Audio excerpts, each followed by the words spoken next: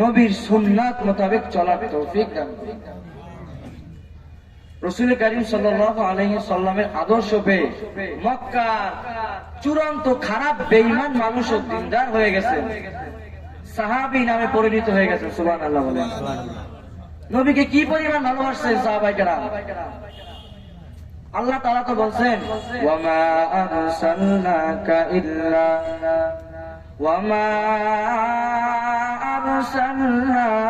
ইল্লা রাহমাতাল লিল আলামিন। সুবহানাল্লাহ বলেন। আল্লাহ পাক রব্বুল আলামিন বলেন, আমি জমিনের ভিতরে এমন একজন নবীকে প্রেরণ করলাম, আমি আল্লাহ পাক রব্বুল আলামিন তাকে রহমত হিসেবে পাঠাইলাম।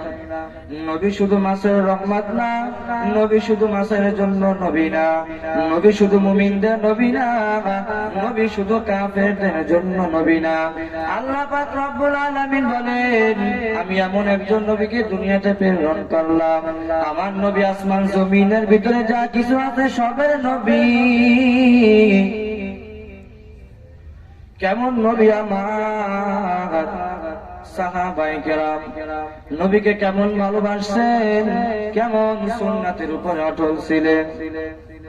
হযরত বেলাল রাদিয়াল্লাহু তাআলা আনহু এমন আমার নবীর সুন্নাতের আশিক। যখন বেলাল গোসল করতে যায়, মাথার ভিতরে টুপিটা চেপে ধরে গোসল করে, টুপি ফালায় না।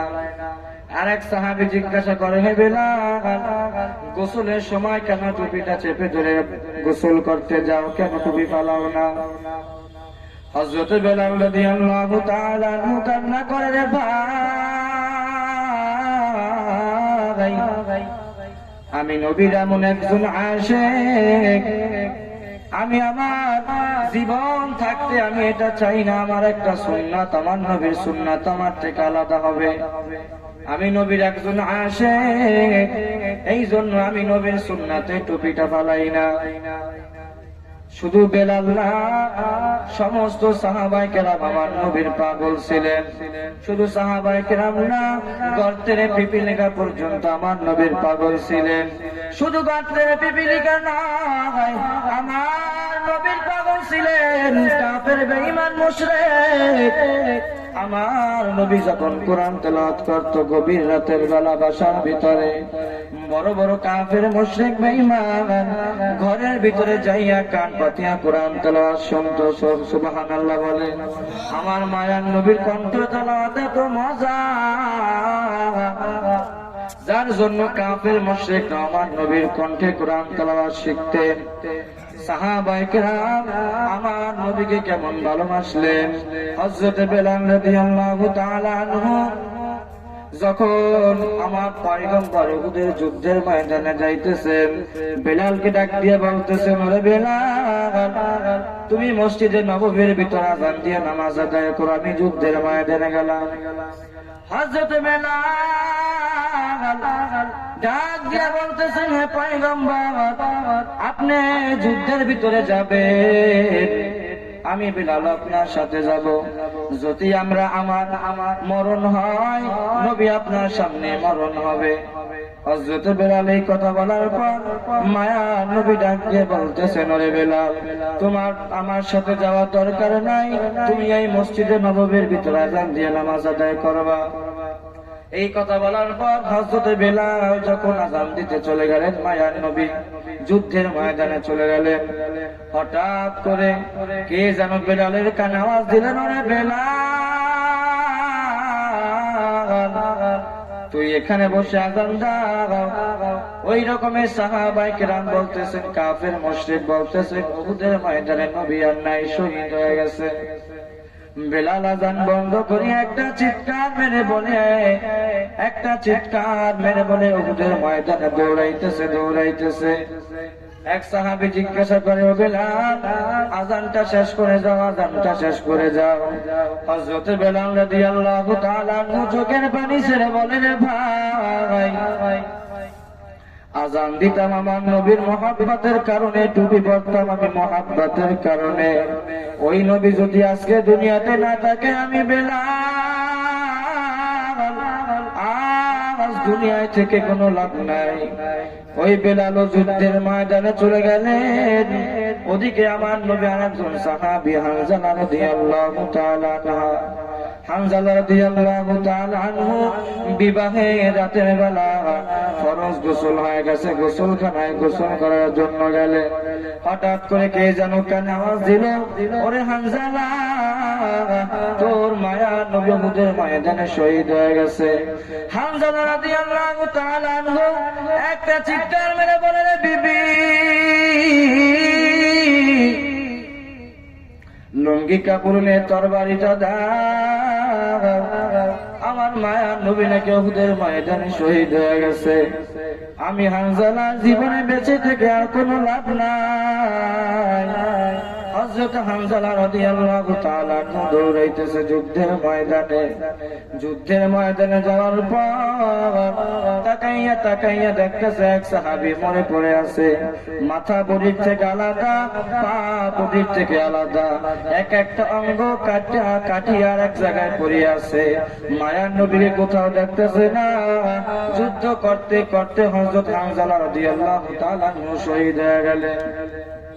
শহীদ হওয়ার পর আমার মায়ার নবী যখন একটু অসুস্থ হয়ে পড়েছিলেন, মায়ের খাইতে খাইতে আমার মায়ার নবী এত অসুস্থ, লোহা হেলমেট নবীর মাথার ভিতরে ঢুকিয়া পড়ছেন। মায়ার নবীর মাথা রক্তে জমিনটা সমস্ত জমিন লাল হয়ে গেছে। আমার নবী হুঁশ ফেরার পর আলীকে ডাক দিয়ে বলতেছে, রে আলী, আমার যে সমস্ত সাহাবীরা শহীদ হয়ে গেছে তাদেরকে তাড়াতাড়ি বিনা গোসলে দাফনের ব্যবস্থা করে দাও। অন্য দিক দিয়ে হানজালার বিবি ডাক দিয়া বলে, ও নবী, আপনি সব সাহাবীকে গোসল ছাড়া কবর দিবেন, কিন্তু আমার স্বামীকে গোসল ছাড়া কবর দিবেন না। মায়ার নবী ডাক দিয়ে বলতেছেন, ও নারী, তুমি কে, পরিচয় দাও। হানজালা রাদিয়াল্লাহু তাআলা নূর স্ত্রী ডাক দিয়ে বলতেছেন, ও পয়গম্বর, আপনার একজন সাহাবী, আপনার একজন মহব্বতের সাহাবীর নাম হযরত হানজালা রাদিয়াল্লাহু তাআলা আনহু বিবাহ রাতে ফরজ গোসল হয়ে যাওয়ার পর যখন লুঙ্গি কাপড় নিয়ে ওই গোসলখানার ভিতরে গোসল করতে গেল, ওই সময় কে যেন কানে আওয়াজ দিল, রে হানজালা, তুই এখনো গোসলখানায়, তোর নবী শহীদ হয়ে গেছে। হানজালা রাদিয়াল্লাহু তাআলা আনহু আর কোনো কিছু চিন্তা করে নাই। আমি নাপাক অবস্থায় যদি যুদ্ধের ময়দানে যাই, যুদ্ধের ময়দানে গিয়ে যদি শহীদ হয়ে যাই, আমার জাহান্নামে জ্বলা লাগবে। হানজালা রাদিয়াল্লাহু তাআলা আনহু একবারের জন্য ওই কথা চিন্তা না করিয়া জাহান্নামের ভয় তার অন্তরে না নিয়া ওই হানজালা দৌড়ে গেল নবীর মহব্বতে, নবীকে যে হত্যা করেছে তাকে হত্যা করার জন্য। যুদ্ধ করতে করতে হানজালাও শহীদ হয়ে গেছে। হানজালার স্ত্রী বলতেছেন, সকলকে আপনি কবর দিবেন গোসল ছাড়া, কিন্তু আমার স্বামীকে আপনি গোসল ছাড়া কবর দিবেন না। মায়ার নবী ডাক দিয়ে বলতেছেন, তোমার স্বামীকে পরিচয় দাও। তখন মায়ার নবী কথা বলার পর হানজালার স্ত্রী বলতেছেন, আমার স্বামীর নাম হযরত হানজালা রাদিয়াল্লাহু তাআলা আনহু। সাহাবায়ে কেরামকে ডাক দিয়ে বলতেছেন, ও সাহাবী, এই ময়দানের ভিতরে ঘুরিয়ে দেখো কোন ব্যক্তি হানজালা আছে, তাকে তাড়াতাড়ি গোসলের ব্যবস্থা করিয়া দাও। আল্লাহ পাক রব্বুল আলামিন বলেন, ও জিবরাইল,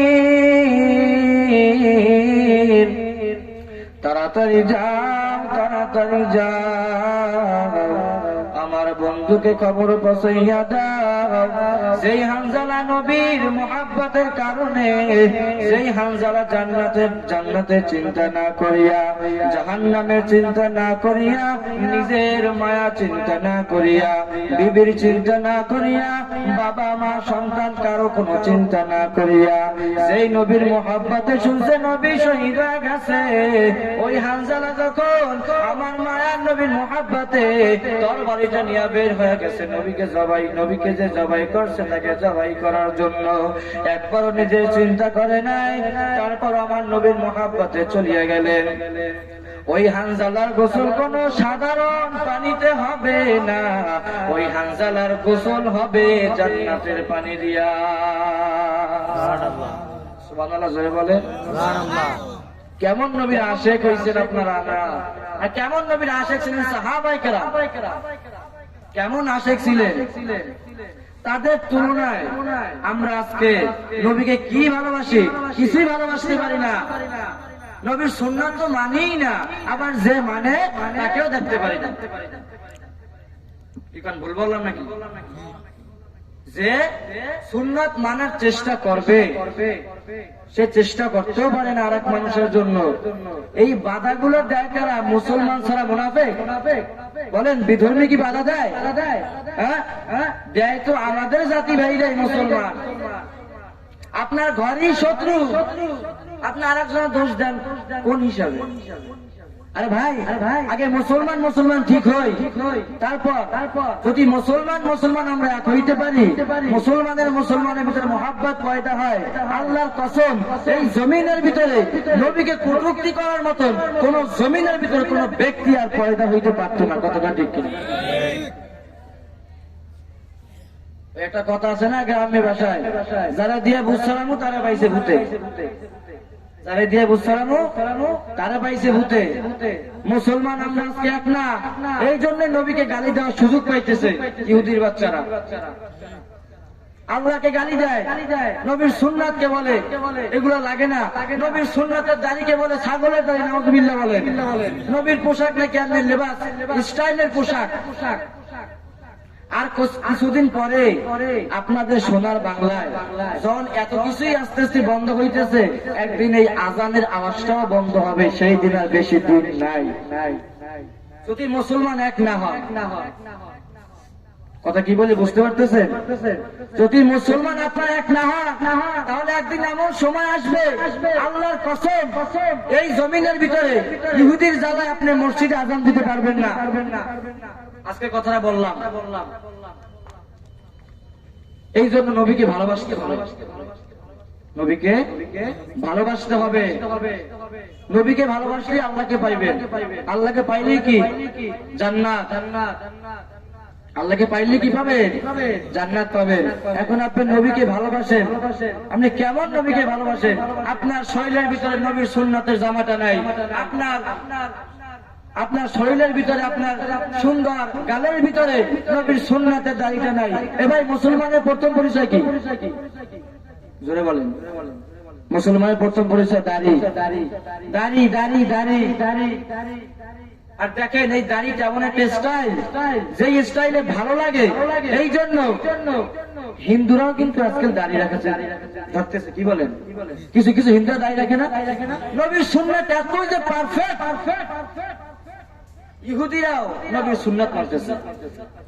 যাই হোক, কথা বেশি বাড়াবো না। আমি ছোট মানুষ, এলেমে হেলেমের সব দিক দিয়ে আমি ছোট মানুষ। আমার উস্তাদ আসছেন হযরত মাওলানা হাফেজ সাইদ ওমর সাহেব দামাত বারকাতুহুম। সে আপনাদের মাঝে তাফসীর কোরআন বয়ান করে শোনাবেন। আমি আপনার জন্য দোয়া চাই, আপনার আমার জন্য দোয়া করবেন। আল্লাহ জানি আমাকে দ্বীনের হক্কানি রব্বানি আলেম হিসেবে কবুল করুক। সকলে বলি আমিন। ওয়া আখিরু দাওয়ানা আলহামদুলিল্লাহি রাব্বিল আলামিন। আসসালামু আলাইকুম ওয়া রাহমাতুল্লাহি ওয়া বারাকাতুহু।